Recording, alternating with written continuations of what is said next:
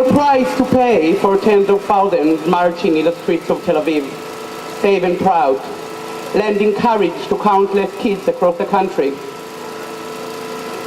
Wir haben uns dort sicher gefühlt, zuversichtlich.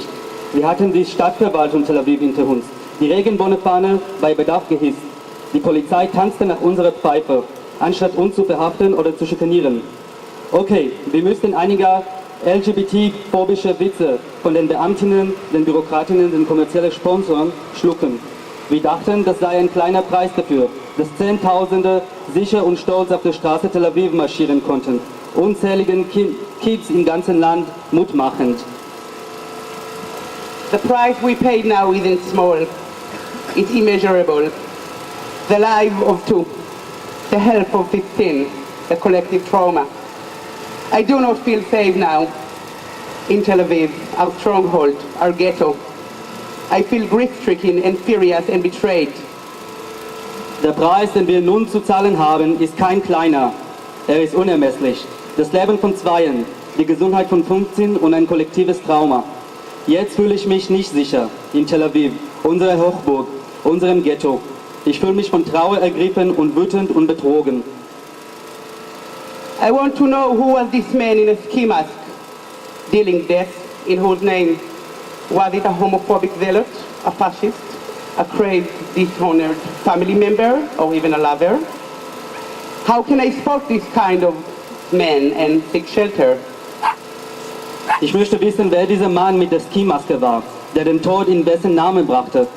War er ein homophober Fanatiker, ein Faschist, ein verrücktes, entheertes Familienmitglied oder gar ein Liebhaber? Wie kann ich seinergleichen ausmachen und Schutz vor ihm suchen? Maybe I should simply watch out for men with machine guns. But this is far from simple in Israel, where most young men are drafted at 18. Many are given a gun. Reserve soldiers, the entire able-bodied male population, often take their gun home too. There are guns on the bus, guns in cafes, guns in restaurants, guns on the trains and on the beach. Security guards and police have pistols. Settlers carry firearms wherever they go. Vielleicht sollte ich mich einfach in Acht nehmen vor Männern mit Maschinengewehren. Aber das ist alles anderes als einfach in Israel, wo die meisten jungen Männer mit 18 eingezogen werden. Vielen wird eine Waffe gegeben. Reservesoldaten, die gesamte körperliche, tüchtige männliche Bevölkerung nehmen ihre Waffen auch mit nach Hause. Es gibt Gewehre im Bus, Gewehre in Cafés, Gewehre in Restaurants, Gewehre in den Zügen und am Strand. Sicherheitsleute und Polizisten haben Pistolen. Siedler tragen Waffen, wo auch immer sie hingehen.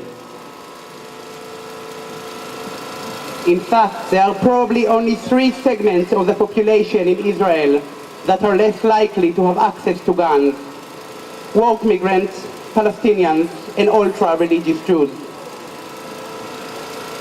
Es gibt in der Tat nur 3 Gruppen in der israelischen Bevölkerung, die keiner derart direkten Zugang zu Waffen haben: Arbeitsmigrantinnen, Palästinenserinnen und ultraorthodoxe Judinnen.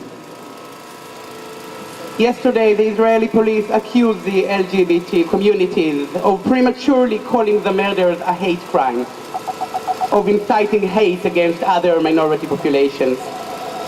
I agree with the police. It's too easy to point a finger at extreme religious parties or immigrants.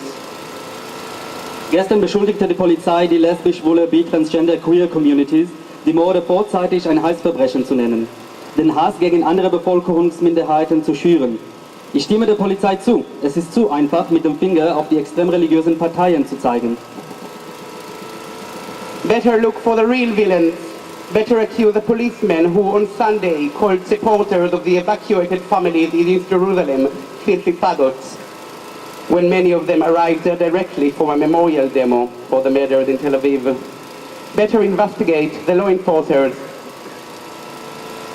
calling objectors stupid dykes while smashing their heads on the pavement. Better be aware of the police arresting and bashing queer activists in central Tel Aviv on the very same day as the murders, after they have tried to protect refugees and their children from being deported. Schauen wir uns lieber die wirklichen Gegnerinnen an. Klagen wir lieber den Bullen an, der die Unterstützerinnen der evakuierten Familien in Ostjerusalem am Sonntag dreckige Schwuchteln genannt hat, nachdem viele von ihnen direkt von der Demonstration zum Gedanken an die Morde in Tel Aviv gekommen waren. Ermitteln wir lieber gegen diejenigen Bullen, die Werdensverweigerinnen dumme Lesben nennen, während sie ihre Köpfe aufs Pflaster schlagen. Hüten wir uns lieber vor den Gesetzhüterinnen, die die Queer-Aktivistinnen in Tel Aviv anmachen und verhaften lassen, noch am Tag der Morde, nachdem sie versuchten, Flüchtlinge und Kinder vor Abschiebungen zu schützen. Zeigen wir lieber mit dem Finger auf die Soldaten. Better point the finger at a soldier who killed peace-loving men and youth in non-violent demos in Palestine. I accuse them of creating a society of hatred and brute force where no minority is safe. Zeigen wir lieber mit dem Finger auf den Soldatinnen, die friedliebende junge Männer und Jugendliche auf nicht gewalttätigen Demos in Palästina töten und andere mitten in der Nacht verhaften. Ich schlage sie an, eine Gesellschaft des Hasses und der Brutalität zu schaffen, in der keine Minderheit sicher ist. But it is too easy to blame the police. The police is only a symptom, it's a tool of the government, of the state. The same government who did nothing when calls for blood were heard from its own benches. The same state that its president, Shimon Peres, objected in 2007 to the Pride Parade in Jerusalem, where 3 people were stabbed only 2 years earlier. Aber es ist zu einfach, die Polizei anzuklagen. Die Polizei ist nur ein Symptom und ein Werkzeug der Regierung, des Staates. Dieselbe Regierung, die nichts getan hat, als aus ihren Reihen heraus Rufe nach unserem Blut laut wurden. Derselbe Staat, dessen Präsident Shimon Peres 2007 die Pride Parade in Jerusalem ablehnte, auf der 3 Menschen mit einem Messer angegriffen wurden. Many of us in the Jewish LGBTQ community be poster boys and girls for the only democracy in the Middle East, be a tourist attraction. Viele von uns in der jüdischen LGBTQ-Community in Israel glaubten, wir wären sicher, wenn wir wie alle anderen wären, wenn wir Mütter, Soldatinnen, Konsumentinnen wären. Vorzeige-Jungs und Mädchen für die einzige Demokratie im Nahen Osten, eine Touristenattraktion. We were told that we could be safe if we distance ourselves from the otherness, because the other draws fire. We are not safe. We are being murdered. And in order to protect ourselves, we should be nothing like everybody else. We should demand they put away the guns they used to shoot us. We should denounce violence and repression of other minorities. We should honor the murdered by remembering homophobia is racism. Racism is homophobia. Man sagte uns, wir wären sicher, wenn wir uns von unserem Anderssein distanzieren, weil der andere Feuer schürt. Wir sind nicht sicher, wir werden ermordet. Und um uns zu schützen, sollten wir nicht wie alle anderen sein. Wir sollten fordern, dass sie ihre Waffen, mit denen sie uns erschießen, wegstecken. Wir sollten Gewalt und die Unterdrückung anderer Minderheiten verurteilen. Wir sollten die Ermordeten durch unsere Erinnerungen ehren.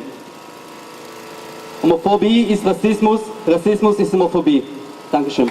Also ich habe heute über MySpace gehört, dass hier diese Demo stattfindet und die Demo hat den Titel Smash Homophobia als Support für die Schwulen in Tel Aviv, weil ich natürlich irgendwie weiß, es gab diesen Anschlag in Tel Aviv und da sind dann, glaube ich, auch Leute gestorben oder so und Tel Aviv gilt ja eigentlich als eine der Hochburgen für die Schwulen und so weiter. Ist ja eigentlich immer schwulenfreundlich gewesen, jetzt plötzlich dann so ein Anschlag. Ich weiß nicht, was hier los ist. Ne? Also auch in Berlin gibt es ja viele Probleme, hat es jetzt auch schon wieder irgendwie einen Überfall gegeben. Wird mal Zeit, dass man mal ein richtiges Zeichen mal setzt und nicht einfach nur demonstriert, sondern einfach mal ein bisschen aggressiver mal der Politik gegenüber sagt, hier, wir sind schwul und wir tun keinem was und wir wollen hier friedlich einfach unser Leben leben. Ja? Und lasst uns auch unsere Freiheit. Ja?